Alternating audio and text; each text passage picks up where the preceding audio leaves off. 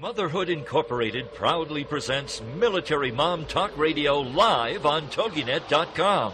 Co-hosted by Robin Boyd and Sandra Beck, the owner of Motherhood Incorporated. Military Mom Talk Radio is here with a powerful platform for women to discuss their ideas, issues, and concerns with respect to the military lifestyle. Military Mom Talk Radio encourages you to share your experiences of being a military wife and mother. This show is dedicated to educating your family about the many resources that are available in both the public and private sector. And we'll be sharing helpful information from women all over the world. We'll cover everything military, from helping a family member cope with post-traumatic stress disorder, to navigating government programs dealing with family issues, to the struggles of deployment, along with being a working mother both in and out of the home. This is Military Mom Talk Radio, and here are your hosts, Sandra Beck and Robin Boyd. Hey, military moms, this is Sandra Beck, and I'm here with Robin Boyd. And Robin, we've got a really interesting show today because we're going to be welcoming on Rosalind Sedacca, and she's an expert in high conflict divorce. And, you know, as everybody knows, I'm going through the high conflict divorce, but, you know, more than me getting my free therapy hour, I think it's really important for military families to hear what we have to say today, because so many military divorces do fall under the guise of high conflict. And the studies out there today, Rob, are really conflicting because, you know, in 2012, the Pentagon released its annual updated military divorce rate statistics. And, you know, they're like 3.5% across this, 5.5% for this. And then it was down from 2011. But the thing is, it's like when you look really carefully at these statistics, you know, these statistics don't include every state. Like the civilian rate that they were comparing it to isn't calculated the same way, and it doesn't include every state. So if you don't include I don't know, Texas, yeah. a huge military population, you're going to get skewed answers. Sure. But, you know, whatever the statistic is, the fact of the matter is marriage in the military is very difficult, much more than I think marriage in civilian life. And, you know, I look at my U.S. military personnel, friends and family, and, you know, the divorce rate is through the roof. I'm the first one to get divorced in my family, other than my cousin Kevin, who paved the way for me. But, you know, that's atypical in today's society. And when you look at these military things, I read a statistic, and again, it's a statistic, so we can take it for what it's worth. But the average career military man will be married 2.4 times. I don't know how you do the 2.4. Have only 4/10 of a marriage. But that's pretty interesting. It is pretty interesting, and I think what's challenging is to help the spouses, but help the military personnel too, because they are obligated through the rest of their term of service. So sometimes that presents a difficulty in itself. It's not that they can comply with either meeting with therapists or meeting with coaches or meeting with whomever they need to, whereas you might have to go to different court dates or different whatever. I think it's even more challenging when you're still in the military and you might not be able to go to that court date, or you might not be able to go to the therapist that might have been suggested by the court or the judge. I can't do any of that. And especially when it's a military wife, you know, a woman that serves, you know, she might have to go back to court after she's back from deployment to get her kids returned to her. Right. You know, it's like there's just so many difficult scenarios painted for the military family.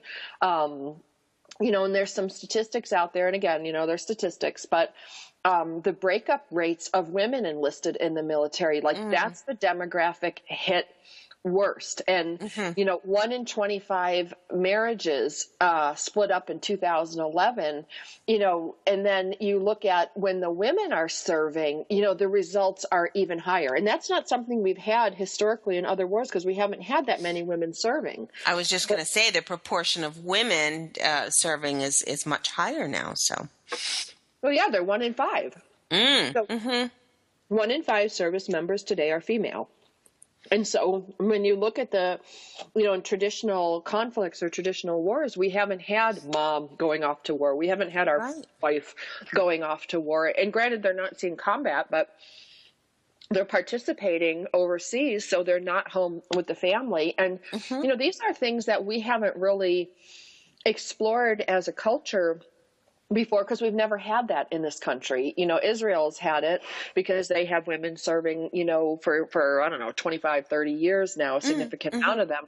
But we don't have that as a country. We don't have that as a culture. So we don't have a paradigm for which to follow for what happens to these military families where mom goes to war. That's right. That's right.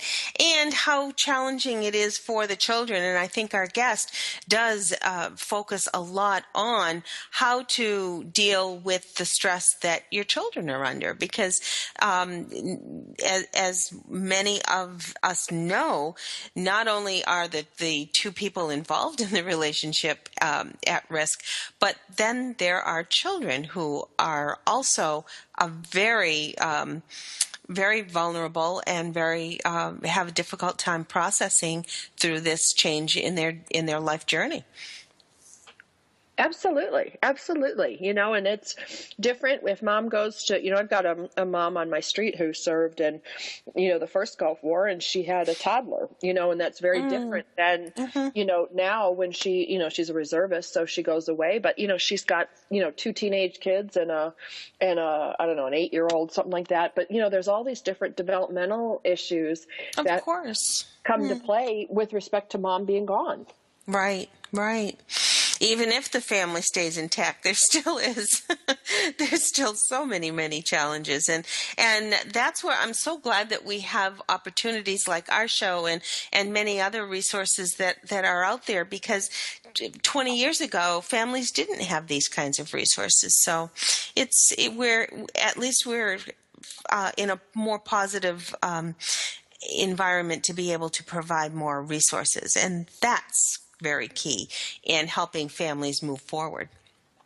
Absolutely. And, and it's just, there's so many moving parts in the military family. Like I think of this one down the street from me, with this, a wide range of kids.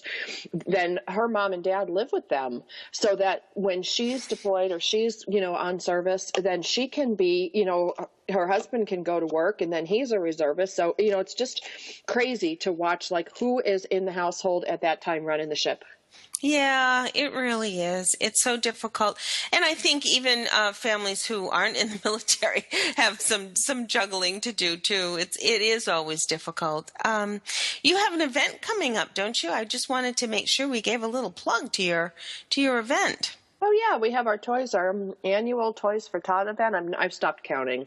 I had to do it with my birthday, where it's like my, 10th annual 30th birthday party. Yes. Yeah. But yeah, it's coming up this Sunday, and, we expect to have a couple of hundred people out to my ranch and dropping off toys and delivering toys. And I want to thank David Michael Latt, who's the producer of Sharknado, because I saw on Facebook he put up some things that you can get Sharknado items from him in return for donating toys for Toys for Tots. And I want to thank Belen Medrano, who's worked with me for 12 years, because she goes around her neighborhood and she collects new toys from birthday parties and different events, and that the parents have saved. And Kim Little, another one who's helping me with the drive this year.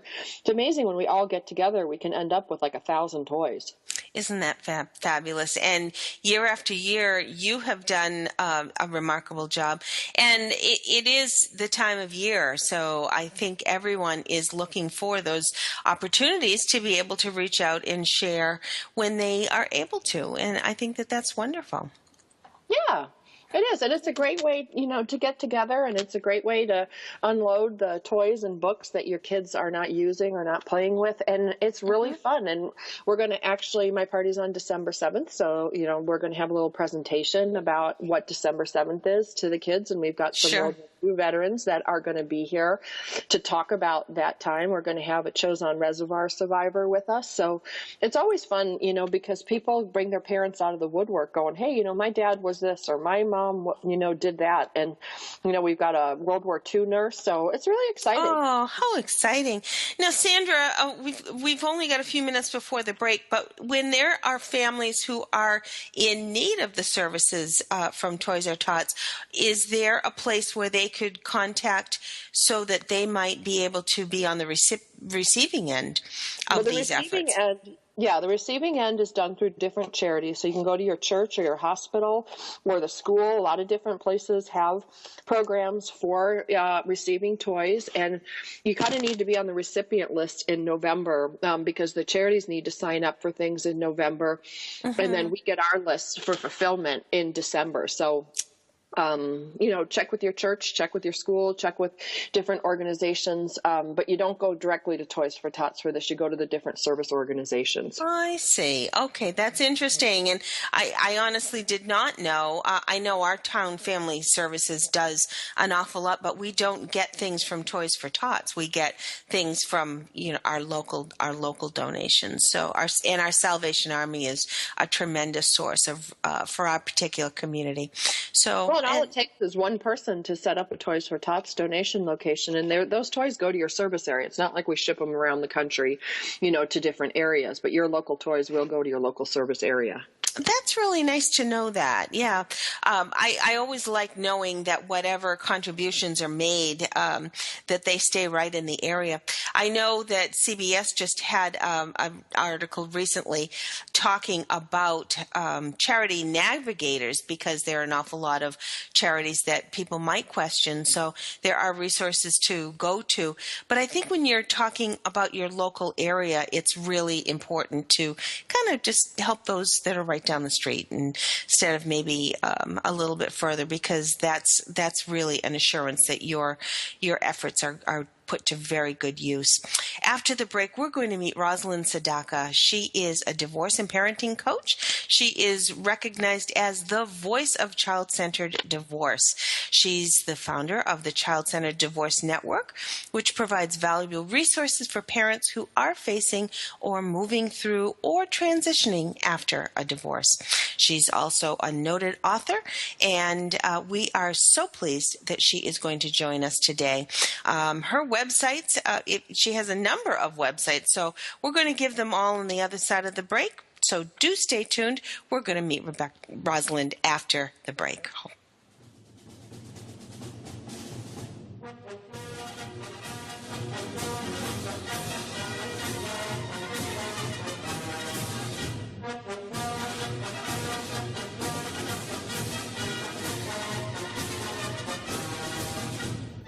Are you a military mom looking for help in dealing with the system?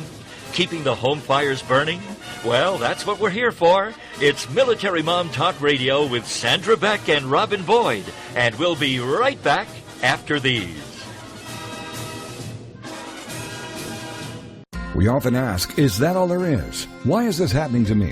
Why am I always broke? How am I going to survive this mess? Then join Dr. Geraldine Tegeloff for Nature Spirit Speak, 7 p.m. Tuesday evenings on Toginet.com. Geraldine is a metaphysician, nature intuitive, and prosperity coach who shares with you how she went from totally broke to living what she would call her perfectly prosperous life. Through the combination of a wealth of metaphysical knowledge and her amazing ability as an intuitive, Geraldine brings to you the secrets of her magical journey of healing emotionally, spiritually, and financially. As with the ancient seers and master teachers, Geraldine has a unique gift of being able to connect to the simple yet profound messages brought to us by Mother Nature, and happily shares these through today's note to self on her webpage, naturespiritspeak.com. If you need help with your journey, why not connect with Geraldine during her show, Nature Spirit Speak, Tuesdays at 7 p.m. Central on Toginet.com.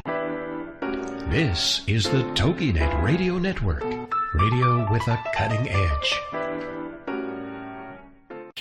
This is Buzz Local Radio. There's 3 topics here, and we just added a 4th. We just started talking about hot dogs. Yes.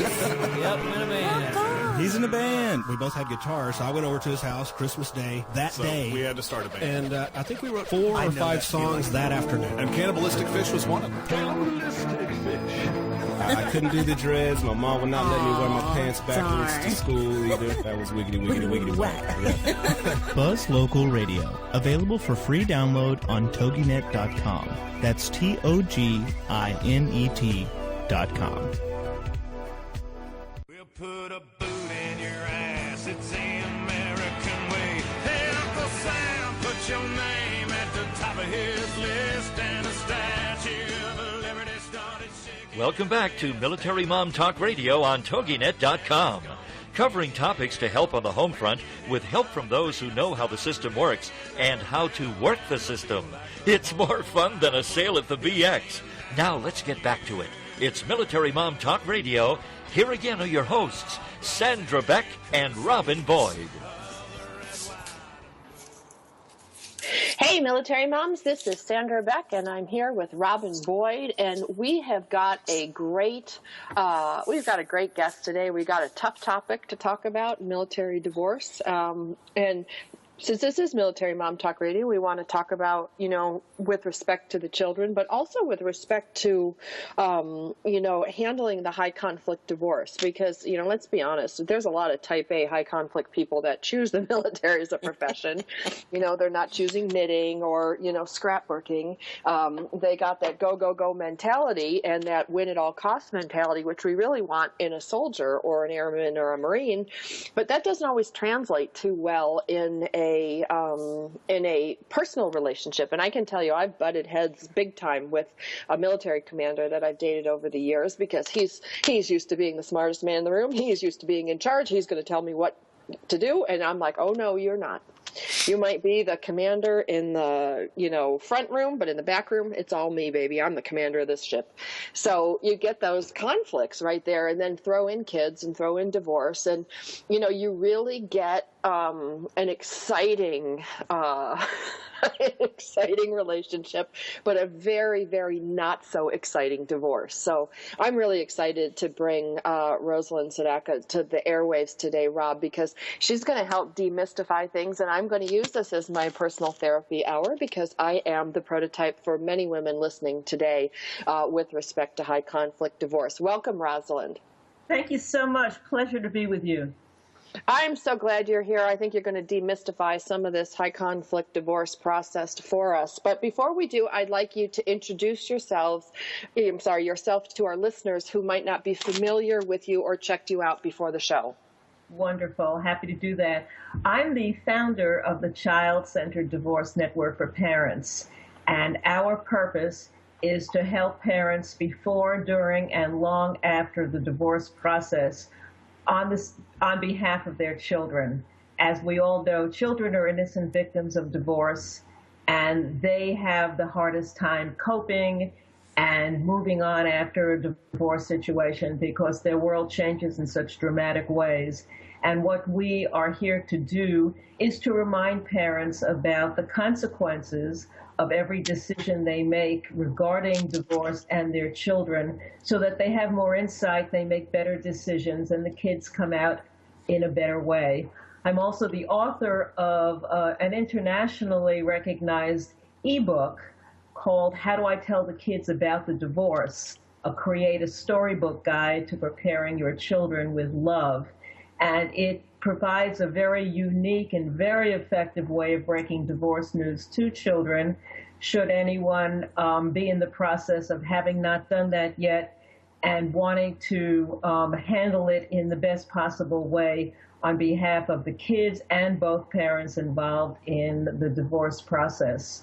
And we have a lot of other courses and trainings available at the website, as well as a free ebook, a free newsletter, and lots of advice and articles and information so parents can really take advantage of the resources that are available at childcentereddivorce.com. Rosalind, I'm wondering where in anybody's process would you likely come in? Do they come to you before they even begin their their separation? Do you come in after the divorce has taken place and you're helping them pick up the pieces, or or all of the above? It really is all of the above. I personally am a divorce and parenting coach. And so those who want personal access to information, whether they're contemplating divorce, going through the divorce process, or having had the divorce and trying to transition afterwards, I can help them. But people come to the website at any phase and stage, and they stay on. Many get my weekly newsletter for years and years and years, because the one thing about divorce that we all have to keep in mind is, while the divorce ends at some point, the co-parenting after divorce never ends. And whether you're literally co-parenting together, or whether you're doing it as a single parent entirely alone, or any combination, and there are just dozens of variations that we all experience, your children are going to be facing the consequences of the divorce for years and years to come, and you're going to be a formerly divorced parent for decades to come. And if you remarry or develop another significant relationship, you're still going to be parenting those children. And there are many adult children of divorce who are still handling a lot of issues. So people come to Child-Centered Divorce Network at all kinds of points for advice and insight and better options. And always because they want to put the needs of their kids first and understand that if they don't, then those innocent kids are going to suffer the consequences. Well, and Rosalind, Sandra here, I agree with you because, I'm obviously year 5, in a high conflict divorce. And, the needs of the kids change as they grow and as your life changes and as you heal. Like, in the very beginning, I was so, I was the one who filed. I filed, against my husband. So, there was all sorts of guilt I felt about that. Oh, I'm taking the kids away from the dad. Oh, I'm doing this. Now, he didn't stop dating. So that was, my reason for divorce. You can't continue to date while you're married. And, I make a joke about that, but the realistic perspective of it is, you're already in emotional turmoil. For me, I was feeling incredible guilt over the decision I was making, even though I knew it would be best for us in the long run. And the thing is that I think everybody recognizes divorce sucks for kids. It's awful. It's, one of the worst things parents can throw at a kid or brothers and sisters. But at some point, you have to kind of make peace with that. But the thing that we need is, and this is what I found with your site and with these things, is we need tools. We need to know what it looks like. We need to know what it tastes like. Because it's one thing to say your kids are going to suffer if your parent badmouths you. But it's a whole different animal that says, when you make a joke or you make an aside or you talk to your kids about something that your wife or husband did unflatteringly 20 years ago, guess what? That's abuse. Guess what? That's hurting your children. Because I think a lot of us, Rosalind, and correct me if I'm wrong, we don't look at some of these little things we do that add up, the little bitter comments or the jokes or I see a lot of things with divorced parents. They'll make a joke about the other ex-parent, ha ha ha, it's so funny, but you take a look at the kid's face and you're like, wow, that's not so funny. And that joking might be the way people deal with this stuff, but it's these unintended consequences. And like my thing with divorce is you can't know what you don't know. Yes, and that's very true. What the comments you made are very, very valid. We very often are so caught up in the drama of our own situation or in the hurt and the pain, the resentment, the guilt, the frustration, whatever is going on with us, that we kind of lose touch with how it affects kids. And children at different ages are affected differently, at different stages are affected differently, and then, of course, depending so much on the different circumstances that happen to them. But the interesting thing that every parent has to understand is that our attitude and approach to the divorce is going to influence the children more than anything else. It's not divorce per se that harms our kids. It's the way parents approach the divorce that does the damage. And sometimes, especially in high conflict divorces, one parent may not have as much option as they would like because they're dealing with someone who is very difficult. In other cases, both parents fuel one another and create a dynamic that's just creating pain for the children, and they're oblivious. Or they pay mouth service to the fact that, oh, yes, we really care about the kids. Oh, I'm so sorry my kid was exposed to hearing us fighting. But they don't really change or do anything about it, and they don't really get on a deep, visceral level what it's like for children of divorce to go through that experience, and the pain of being helpless, being young and powerless, and the pain of having your world change, where you're being told from now on it's going to be this way or that way, and you're going to see this parent for this amount of time and that parent for that amount of time. Your feeling of helplessness is so deep, it's little wonder that kids will react, and then you have a lot of behavior issues that spring up a month, 6 months, a year, 6 years later. They're just rooting in there, and the toxicity of the situation ultimately creates a lot of problems for kids if parents aren't addressing things well. Well, and it's funny, Rosalind, because you say about, like when I was listening to you, all I could think of is the same issues that caused my marriage to deteriorate is the same kind of set of issues that I'm dealing with post-divorce. When you talk about parenting, you've got to put, your kids first. It's got to be a partnership. You've got to communicate. You've got to work out things together. Well, you divorce because of all these things. And I think a lot of us, I know I did, I thought things would get better because we divorced. All I found after that is I had a different set of problems, and the added bonus was my kids get to go along for Mr. Toad's wild ride in the first place. So you're really talking about creating solutions to problems that many times cause the divorce in the first place. Yes, there's no doubt about it. Divorce, just like marriage, is not the magical answer to anything. And we get into marriages with a lot of naive fairy tale thinking, and sometimes we think divorce is going to change things, and it doesn't. Again, it's all about communication skills and learning how to deal and cope with your specific individual partner.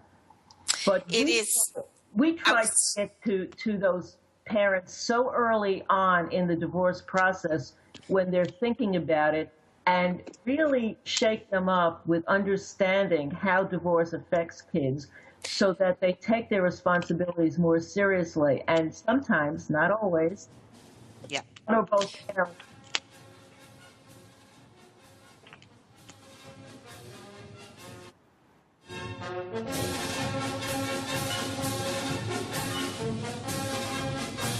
Are you a military mom looking for help in dealing with the system? Keeping the home fires burning? Well, that's what we're here for. It's Military Mom Talk Radio with Sandra Beck and Robin Boyd. And we'll be right back after these.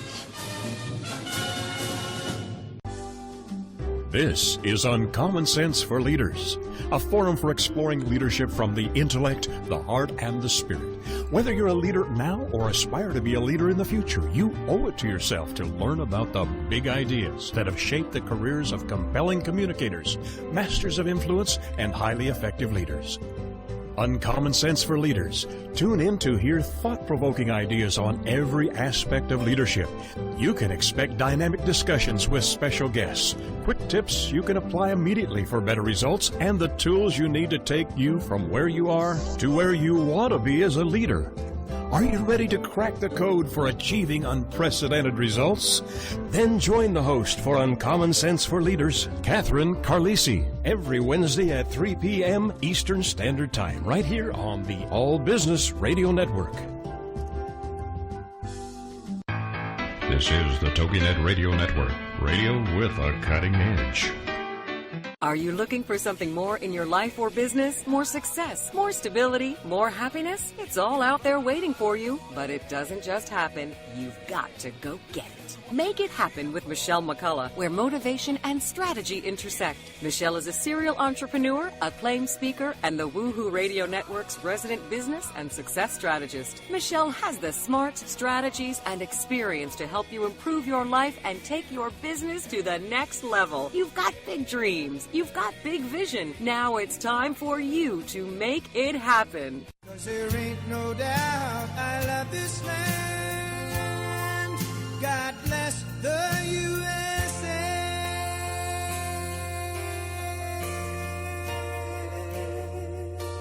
Welcome back to Military Mom Talk Radio on Toginet.com. Covering topics to help on the home front with help from those who know how the system works and how to work the system. It's more fun than a sale at the BX. Now let's get back to it. It's Military Mom Talk Radio. Here again are your hosts, Sandra Beck and Robin Boyd. Hi, Military Moms. This is Sandra Beck, and I'm here with Robin Boyd, and we are welcoming today Rosalind Sedacca, and she has a great website, a great company, Child-Centered Divorce. It's exactly what it sounds like, Child-Centered Divorce, how to keep your kids in mind and minimize the damage for children in the divorce situation. And, you know, Robin and Rosalind, in a perfect world, you know, parents would get along after divorce. But today I really want to talk about the high conflict personality. We hear them talk about their black and white thinkers, their control freaks, their high conflict personality, narcissistic personality disorder. You know, we see those thrown all over the internet, and a lot of difficult personalities end up in the police, in the military, in medical, in legal, and entertainment. You know, we get a lot of people in those target markets end up having a personality that's really difficult to get along with and contributes a lot, I think, to the divorce. When somebody is very difficult to get along with and it's my way or the highway, or they're commanders and they're used to commanding their troops and they come home and command your home, when you divorce that person, I think it adds another layer on top of all the problems that are already there when you put your hand up and say, no, I've had enough. I'm not going to do this anymore. Can you comment on that? Yeah, there's no doubt about it that those are the most difficult type of personalities, and they definitely tend to congregate in certain professions more than others. And we know when we're in relationships and marriages with people like that very often before the divorce, we know that we're in for a lot of drama because of that. So we have to keep in mind the buttons that regularly have been pushed during the marriage and understand that we have some control over how we communicate and deal with the divorce issue, but not all the control. And so we just have to use our best skills. And it's very advantageous to see a therapist and get some coaching, or a divorce coach, get some coaching in advance so that you know what your options are with the particular person you're dealing with. One thing that's very important is to choose your battles. Divorce is filled with day-to-day, week-to-week issues regarding kids, and a lot of them are just the normal parenting issues that come up. Homework, school, discipline for behavior problems, and the routine things that all parents deal with. It just gets more complicated when you're divorced if you're co-parenting and have to communicate with one another. So you want to be as autonomous as you can be when you're dealing with a difficult personality. And when you do communicate, make it as effective as possible by choosing your battles, and also make sure that you're always attacking the problem and not the parent. You don't want to put a difficult parent on the defensive. And sometimes it's tempting because we're just so angry that we know the buttons to push and we know ways of getting them riled up. We obviously want to be avoiding that and doing the opposite and keeping your boundaries. In some families, you have two separate divorce realities, So when the kids are in mom's house, life is one way, and in dad's house, the rules are different and it's another way. And the kids learn to adapt, and they will. In other homes, moms and dads can talk more and try to keep a consistency, which is always better for the kids. One tool that I highly recommend is using one of the online scheduling tools that are available now. For example, one is coparently.com. And these tools let you put down every detail of what's going on in the child's life in a scheduling format, so that questions about who's picking them up from school or soccer practice or what's happening and who gets them on what holiday and who's buying the new hat for them and taking them to the doctor, and all of the things that come up are online in this scheduling tool. So it diffuses conflict because there are fewer questions to ask, and they are also open for professionals to peek in and look over your shoulder, which keeps the communication on a higher level. Knowing that an attorney, a mediator, a therapist, a judge, anyone can be looking at how you communicate with one another, keeps it a little cleaner. And so it's a good habit for both parents to use tools like this, because it eliminates the opportunity for miscommunication, saying, I thought you were doing this, you told me it was 15 minutes later, blah, blah, and on and on. And Rosalind, I want to jump in there because, I want to talk about these systems because I use them personally. I happen to use our Family Wizard. There's a bunch of them out there. But what they do, and I'm just going to speak to the people listening today on a user-based standpoint. There's nobody to tell you didn't give them the report card. There's nobody that didn't show you the permission slip that you signed or they need to sign. There's so much that goes back and forth way beyond just, 15 minutes late, you were supposed to pick them up, I was supposed to pick them up. When you get in a high conflict divorce, a lot of times your partner wants to set you up to fail. I've been sent to the wrong baseball field. I've been given wrong baseball times. Now you just put the soccer schedule up, you put the baseball schedule up, you put it clear in there. There's nobody calling you like the ring tree where they call you and leave a message at your office at 8 o'clock at night when you could be reached on your cell phone, and you're not going to get that message till you go into the office at 9 o'clock the next morning. When you deal with high conflict personality people, they're strategic. They're used to, defying the opposition. And you can clear up a lot of this nonsense that drives you bananas and drives your kids nuts by saying, put it in the Family Wizard. Put it in, I need these items back from your house. We had these things, Rosalind, I used to call them sock wars. And clothes would go over to the dad's house. The socks would never come home, or one sock would come home. And stupid things like this that add on top of everything else. And you can't go to the lawyer and say, I'm not getting the socks returned. I paid one time $87 in a calendar year for socks, which is a lot of money for socks. And they're just games. They're games that spouses play with each other, or ex-spouses. And when you start putting it up in one of these systems, and they run in range from like $50 a year to $200 a year. The one I spend is the best $99 I will ever spend, because I can put things up there. I can call a spade a spade. You can't tell me I didn't tell you. They even timestamp when the other party opens it. So they can't say, I never got it. It got lost in the mail. It got in my spam box. All these garbage things that if you're dealing with this stuff out there, you know what I'm talking about.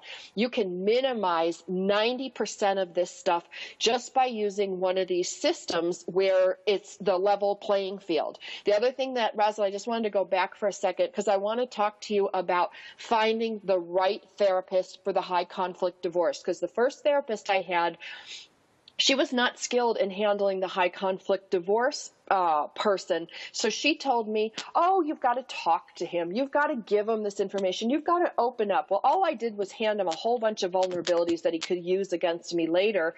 When I got the new therapist, who was a high conflict divorce specialist, she's like, okay, these are how you set boundaries. These are how you ask for these things. These are how you make these changes. What you talked about, minimizing the person's reaction, because these high conflict people, they don't want to be told no. They don't don't want to change. They want you to do what they want you to do that minute, and you better jump. So when you're dealing with that kind of personality, you really need an expert like you, Rosalind, because you don't want to be thrown under the bus like I did by a well-meaning therapist.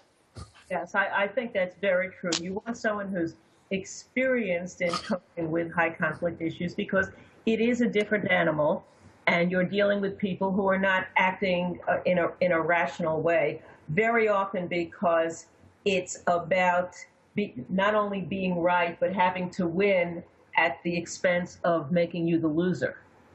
And it's a shame that the entire divorce proceedings is even in the legal battlefield, because it should really be handled in a more therapeutic environment rather than courts.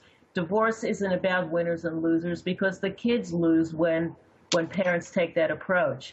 But the reality is that when you're dealing with someone who has that mindset, then you have to play the game in the only way you can. So you have to play hardball when you have to, but do pick your battles. Every incident isn't equally important.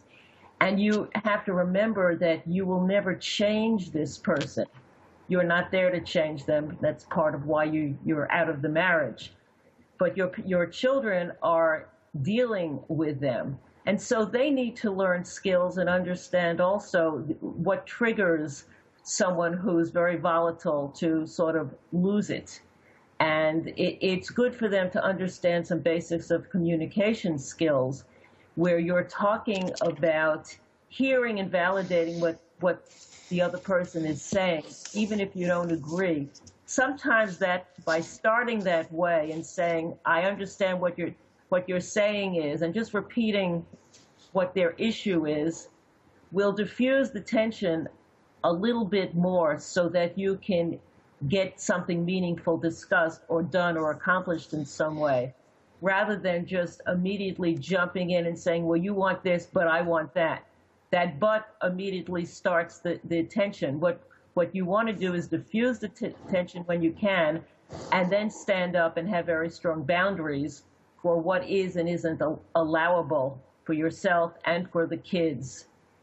And I like a lot of the things that you say, Sandra, in your article about coping with high conflict divorce, because you still take the high road when the kids are coming back and they're creating, asking you about things, and dad said this and dad said that, and going back, rather than buying into it and rather than accelerating that issue and putting pressure on the kids, you're diffusing it by laughing it off or giving a very clear answer for a minute or two and then moving on and changing the discussion. Because the kids are the ones who are absorbing all of this, and they're looking to mom and dad to see how to react. If mom isn't reacting or dad isn't reacting in an intense way and saying, oh my God, this is the worst thing that they could have said, this is the worst thing that ever happened to us, then Rosalind, we're going to go out for another break. We'll pick up on this just on the other side of the break. I want to let everyone know we're speaking today with Rosalind Sedacca. She is a divorce and parenting coach. She also has a lot of information on the Divorce View talk, airing weekly at divorceview.com. Her books also are available at childcentereddivorce.com. Be back in a moment. Are you a military mom looking for help in dealing with the system? Keeping the home fires burning? Well, that's what we're here for. It's Military Mom Talk Radio with Sandra Beck and Robin Boyd. And we'll be right back after these. This is God in Country, the collision of faith and politics, hosted by nationally known speaker, Reverend Dr. Sean Michael Greener. Not your typical Rev. Dr. Sean is a proud military veteran, former law enforcement officer, and founder of the internationally regarded Executive Protection Team. Dr. Sean holds a bachelor's degree in biblical counseling and master's and doctorate degrees in theology, and is currently pursuing a doctorate in ministry with a Hebrew worldview focus. Through his counseling, elite life coaching, and national speaking, this ninja pastor tells it like it is. This series is biblically and politically engaged with the pedal to the metal. Join host and author of the acclaimed yet controversial book, Excellence Killed the Church, How Mediocrity is Destroying America, Dr. Sean Michael Greener. Every Monday at 4 p.m. Eastern Standard Time, right here on this radio network.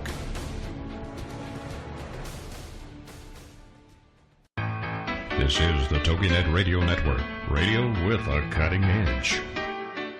If you're ready for a big change in your work, your career, your happiness, your life, it's time for the $1 Million Mindset with Marla Tabaka. Monday afternoons at 2, 1 Central on Toginet.com. Marla believes that with the right mindset, anything is possible. Join us as successful life coach Marla Tabaka inspires you and her clients to explore, discover, and live your dreams by developing what she calls the $1 Million Mindset. Marla will inspire you to take action on your dreams and reveal secrets to success that will help you realize your own unique power. Tune into the $1 Million Mindset for heartwarming stories with Marla Tabaka. Learn tips and tricks to building a successful business and unlock the secrets to creating a happier, more balanced life through abundant thinking and attraction power. For more information on the $1 Million Mindset, go to our website, marlatabaka.com. That's MarlaTabaka.com. It's the $1 Million Mindset with Marla Tabaka. Monday afternoons at 2, 1 p.m. Central on Toginet.com. We'll put a boot in your ass. It's the American way. Hey, Uncle Sam, put your name at the top of his list, and a statue of liberty started shaking. Welcome back to Military Mom Talk Radio on Toginet.com. Covering topics to help on the home front with help from those who know how the system works and how to work the system. It's more fun than a sale at the BX. Now let's get back to it. It's Military Mom Talk Radio. Here again are your hosts, Sandra Beck and Robin Boyd. Hey, military moms, this is Sandra Beck, and I'm here with Robin Boyd, and we're visiting with Rosalind Sedacca of Child-Centered Divorce, and we're talking about the high-conflict divorce. That's the divorce with someone who is a difficult personality. You can call them a narcissist, you can call them a jerk, you can call them a whole lot of things, but if you are in this situation, you're going to know it. It's not like it's any mystery if you're one of these high-conflict divorce people. One of the things, Rosalind, that you mentioned was you talked about a blog post that I wrote, which really angered my ex-husband. I wrote a thing about bad-mouthing, and, you know, bad-mouthing is one of those things that a parent can do to your kids to really get under your skin because they know they're going to come back, especially to mom, and tell mom what dad said, and or, you know, they'll tell dad what mom said. It's a really cheap shot at your partner, but it causes really, really detrimental effects to your kids. And if you're on the receiving end of this stuff, Rosalind, I found, you know, sitting in these group therapies, sitting in these different organizations that I'm part of, when you've got a high conflict divorce, you've got a parent that needs to learn to stand up and set boundaries, maybe for the first time in their life. And then you've got kind of a bully on the other end who really doesn't think about anything other than taking you down, taking that partner down, winning, you called it, you know, winning at all costs. And they really don't see the collateral damage that's done to the kids. And we're talking about this article I wrote because if you teach your kid how to handle a bully, because that's really what these high conflict parents are, you're teaching them lessons to last a lifetime. Rosalind, when I first got divorced, I felt so guilty and so upset. But then I realized divorce can also be a great platform if you use it for teaching your kids life skills that, yeah, maybe you don't want to have to learn at 6 years old. You'd rather learn it at 16. But a lot of these conflict resolution techniques will last a lifetime if you and your kids learn them. So it's not like it's a hopeless situation, all is lost, because these high conflict personalities exist everywhere. There's no doubt about it, and you're right. Kids can come out of a divorce situation more mature and more capable of coping with life skills. Again, if they're feeling that they're being supported by at least one parent through the process. And it's feeling the love of the parent that is so, so important for them, because they can adapt to a lot of things as long as they are feeling loved and supported. If they're feeling abandoned, then your kids are feeling lost, and that's when they're very prone to get into trouble. So knowing that you love them and you're there for them gives them the ability to handle things. And one of the greatest lessons they can learn is that change is an inevitable part of life. We all tend to say, gee, this is so unfair, and nothing's more unfair than divorce happening to our kids. But when kids start to understand that no matter what happens, it's going to change in life. We change grades in school, the seasons change, we change hairstyles, and divorce is a change in the structure of our family, but we still can be a family to whatever degree mom and dad can make it happen. And they will adapt and adapt to amazing things as long as they're feeling supported and knowing that they're loved. So that's the key thing that we have to be doing. And I know that I was riddled with guilt also about my divorce, and that guilt stayed with me for years and years.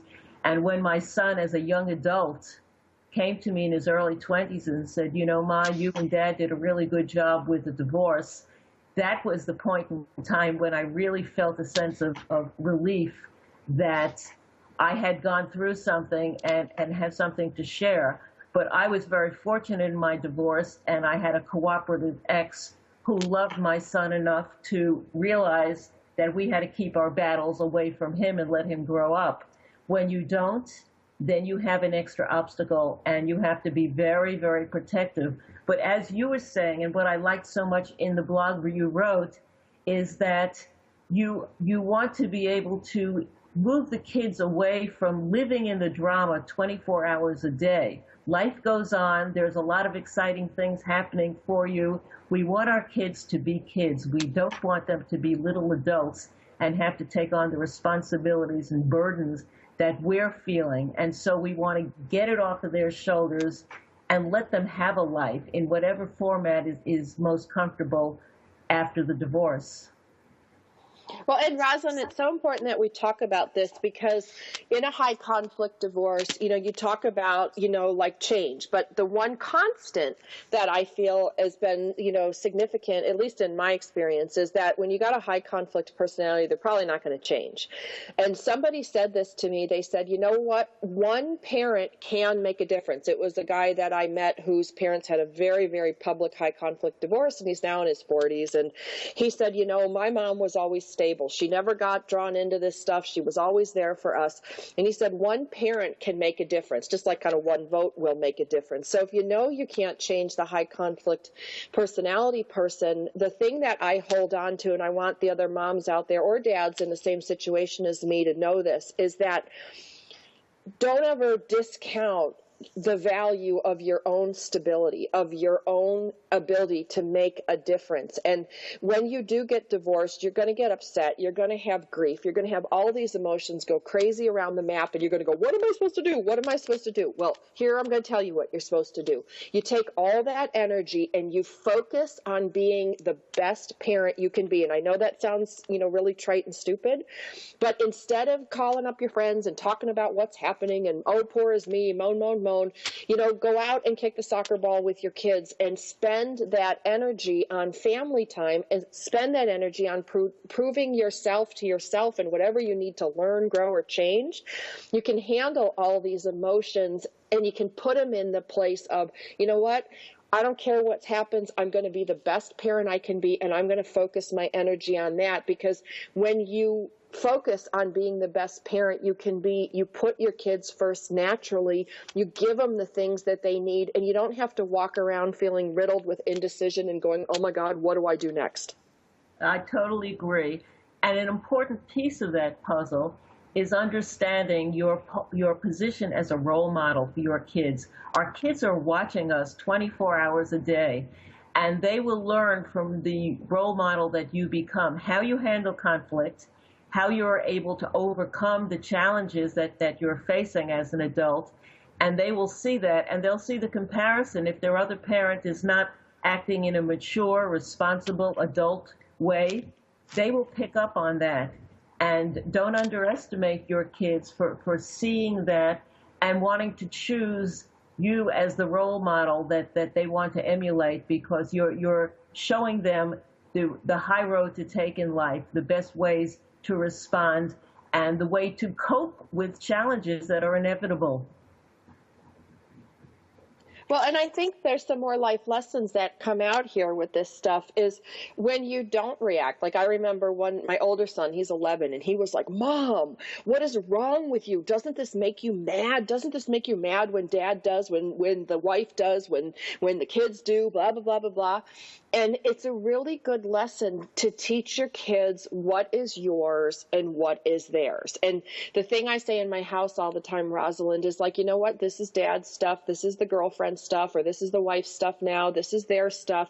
This is not my stuff. I answer to myself. I answer to God. I do the best I can every day so I can go to sleep. But I answer to myself and to God first. And you need to too, because then I think that helps them to not get into that. They call it triangulation, but like, who do I listen to, mom or dad, whatever? I always teach my kids, do your head check, your heart check, your gut check, which is, does it sound right in your head? Does it feel right in your heart? And how does it feel in your tummy? If it's wrong, it probably is, because kids are pulled between those two different value systems, those two different parents. And if you can teach them to think for themselves, what a great gift to grow up with. Exactly. And I always remind parents to look for the gift in the divorce for themselves as well. No matter what type of divorce you have, the gift is in the lessons we've learned so that we don't repeat them, so that we choose healthier relationships ahead, that we choose to treat ourselves better in the future and boost our own self-confidence. All of those are wonderful traits because our kids are watching us as we move on, as we transition ahead, as we make different choices. And if they see us choosing healthier partners and relationships, feeling better about ourselves, then that also will influence them in ways much better than any lecture or class could possibly do. So you have to be honoring yourself and really taking care of yourself. Don't let yourself get pulled down in the drama of what's going on in your life, because how you respond to every incident is showing your children ways that you are mastering the challenges in life and moving ahead in a respectful and responsible manner. Rosalind, this hour has gone by so quickly, and I know so many listening now have gotten a renewed inspiration and renewed strength, because I think so many times there's that self-doubt. We're not quite sure if we can do it. And knowing that there are skills out there, and knowing there is a person named Rosalind Sedacca with so many resources for us, we certainly can muster what we need to make our future more positive for ourselves and for our children. Rosalind Sedacca, thank you so much. I want people to know her last name is spelled Sedacca. You can find her in many places, including childcentereddivorce.com, howtotellthekids.com, and an awful lot of things for you as you begin to move forward in your new life. Rosalind, thank you so very much. Thank you. You want to stay tuned next week. If you've missed any of this show, you can find us at militarymomtalkradio.com. As always, next week we're looking forward to talking with Dr. Jack Steinbach as well as Barry Whitehead. They will join us next week, so I hope you will as well. We're looking forward to talking with them. I do hope you're all well. Have a wonderful week, and stay tuned. We'll talk to you next week.